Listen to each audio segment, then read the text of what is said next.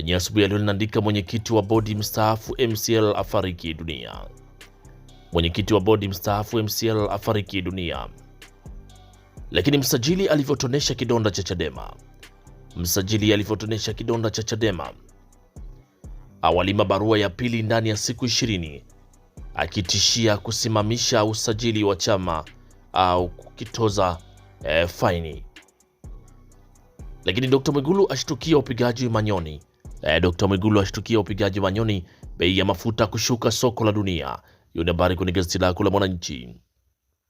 Lakini ajali zaua watu 9 Mbeya Pwani. Ajali zaua watu 9 Mbeya na Pwani.